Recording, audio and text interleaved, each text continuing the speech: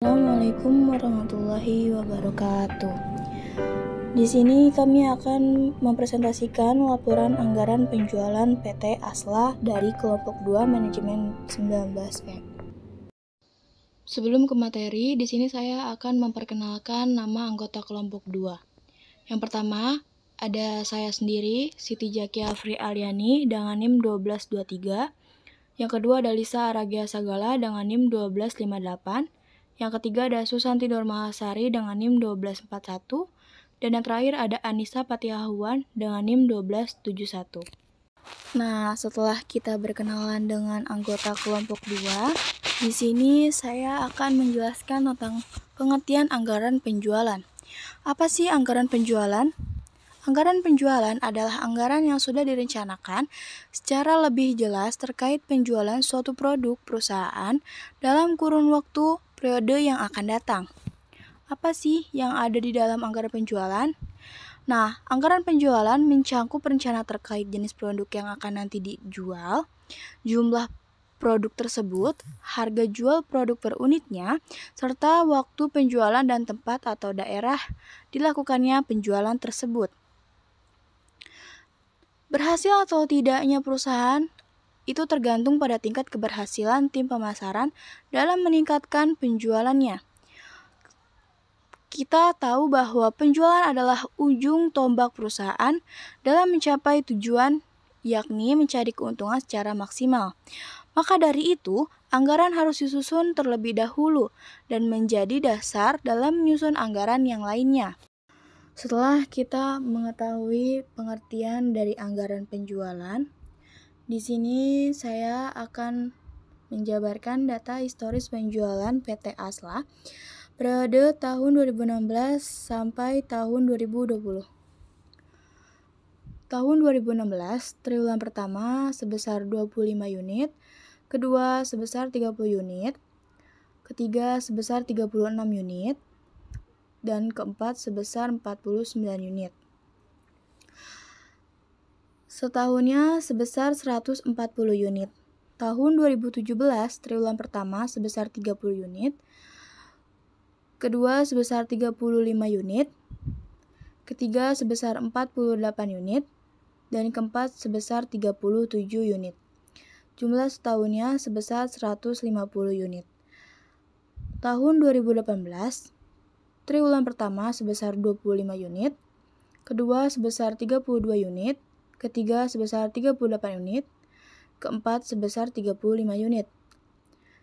Dan jumlah setahunnya sebesar 130 unit. 2019, triwulan pertama sebesar 20 unit, kedua sebesar 37 unit, ketiga sebesar 32 unit, dan keempat sebesar 81 unit. Jumlah setahunnya sebesar 170 unit. Tahun 2020, triwulan pertama sebesar 40 unit, kedua 36 unit, ketiga sebesar 41 unit, dan keempat sebesar 63 unit. Jumlah setahunnya sebesar 180 unit. Jumlah triwulan pertama dari tahun 2016 sampai 2020 sebesar 140 unit. Jumlah triwulan kedua dari tahun 2016 sampai 2020 sebesar 170 unit. Triwulan ketiga dari 2016 sampai 2020 sebesar 195 unit. Triwulan keempat dari tahun 2016 sampai 2020 sebesar 263 unit. Jumlah dari tahun 2016 sampai 2020, jumlah setahunnya sebesar 770 unit. PT Asla memiliki 3 produk yang berbeda, yaitu saus tomat, saus pedas, dan saus cabai. Mereka memasarkan produknya di 2 daerah yang berbeda, yaitu Karawang dan Bekasi. Di sini ada tabel daerah penjualan. Perbandingan harga antara Karawang dan Bekasi. Yang pertama yaitu saus tomat. Di Karawang seharga Rp50.000, sedangkan di Bekasi seharga Rp60.000. Yang kedua, di sini ada saus pedas. Di Karawang seharga Rp60.000, sedangkan di Bekasi seharga Rp75.000. Dan yang terakhir ada saus cabai. Di Karawang seharga Rp50.000, sedangkan di Bekasi seharga Rp60.000. Di tabel sebelumnya, kita sudah melihat perbandingan harga produk Asla di Karawang dan di Bekasi. Perbandingan distribusi penjualan Karawang Bekasi senilai 2:1. Distribusi penjualan saus tomat sebesar 50%, distribusi penjualan saus pedas sebesar 30%, dan distribusi penjualan saus cabai sebesar 20%. Susunlah anggaran penjualan pada perusahaan saus Asla pada tahun 2021. Cara menghitung anggaran penjualan perusahaan saus Asla pada tahun 2021. Langkah 1. Peramalan menggunakan metode least square. Susun tabel peramalan dengan metode least square. Pada tahun 2016, penjualan atau Y-nya 140, X-nya 0, X kuadratnya 0, dan XY-nya 0. Pada tahun 2017, penjualannya atau Y-nya 150, X-nya 1, X kuadratnya 1, dan XY-nya 150. XY itu dapat dari 150 dikali 1. Pada tahun 2018, penjualan atau Y-nya 130 dan X-nya 2, X kuadratnya 4, dan XY-nya 260. Pada tahun 2019, penjualan atau Y-nya 170, X-nya 3, X kuadratnya 9, dan XY-nya 510. Dan pada tahun 2020, penjualan atau Y-nya 180, X-nya 4, X kuadratnya 16, XY-nya 720. Nah, di sini jumlah penjualan Y-nya sebesar 720 dan jumlah X 10, jumlah X kuadrat 30, dan jumlah XY-nya 1640. Langkah 1. Peramalan menggunakan metode least square. Cari nilai B dan A. Untuk mencari nilai B adalah N kali sigma XY, sigma X kali sigma Y per N kali sigma XY kuadrat dikurangi sigma X kuadrat, yang dimana nilainya adalah 5 kali 1640 dikurangi 10 kali 770 per 5 kali 30 dikurangi 10 kuadrat, yang hasilnya 8.200 dikurangi 7.700 per 150 dikurangi 100, yang hasilnya adalah 10 untuk nilai B.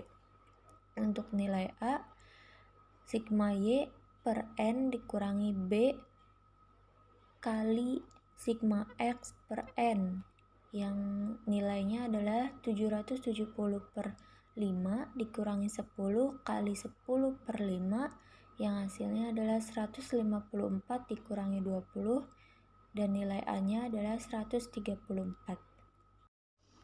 Langkah 1 yaitu peramalan menggunakan metode least square. Persamaan tren garis lurus, Y sama dengan A ditambah BX, di mana nilai A adalah 134 dan nilai B adalah 10X. Ramalan penjualan 2021 yaitu Y sama dengan A ditambah BX, 134 ditambah 10X, yang dimana nilai X adalah 5. Jadi 134 ditambah 10 kali 5, hasilnya 184 unit. Kesimpulannya, jadi berdasarkan ramalan penjualan dengan metode least square, penjualan saus yang akan dijual tahun 2021 yaitu sebanyak 184 unit. Langkah 2, cari perbandingan penjualan di dua daerah penjualan. Daerah pertama ada Karawang dan yang kedua ada Bekasi. Untuk yang Karawang, 2 dibagi 3 dikali 184 yang hasilnya 122 dus. Yang Bekasi 1 bagi 3 dikali 184 yang hasilnya 61 dus. Hasil total dus adalah 183 dus. Cari perbandingan masing-masing produk di kedua daerah. Di tabel pertama ada nama produk, yang kedua distribusi penjualan, lalu ada dua daerah Karawang dan Bekasi dan juga total. Untuk nama produk yaitu saus tomat, distribusi penjualannya 50%. Jadi 50% dikali 122 dus yang hasilnya 61 dus untuk daerah Karawang. Untuk daerah Bekasi, saus tomat 50% dikali 61 dus yang hasilnya 30 dus dan total keseluruhan untuk saus tomat adalah 91. Untuk saus pedas, distribusi penjualannya yaitu 30%. 30% dikali 122 dus yang hasilnya 36 dus untuk daerah Karawang. Untuk daerah Bekasi, 30% dikali 61 dus yang hasilnya 18 dus dan total keseluruhannya untuk saus pedas yaitu 54 dus. Untuk saus cabai, distribusi penjualannya 20%, yang dimana 20% dikali 122 dan hasilnya 24 dus untuk daerah Karawang. Dan daerah Bekasi 20% dikali 61 dus yang hasilnya 12 dus dan totalnya 36 dus untuk saus cabai. Total keseluruhan saus adalah 181 dus. Langkah 3. Cari nilai persentase triwulan dari data historis 5 tahunan yang ada di informasi. Tabel tahunan ada 2016, 2017, 2018, 2019, dan 2020. Triwulan ada 1 sampai 4. Triwulan 1 untuk tahun 2016 ada 25, tahun 2017 ada 30, 2018 ada 25, 2019 ada 20, dan tahun 2020 adalah 40. Jumlah keseluruhan triwulan 1 yaitu 140. Nilai rata-ratanya 28. Yang didapatkan dari 140 dibagi 5 yaitu 28. Persentasenya didapatkan dari 140 dibagi 770% yang hasilnya 18,18%. Triwulan 2 ada 30, 35, 32, 37, 36.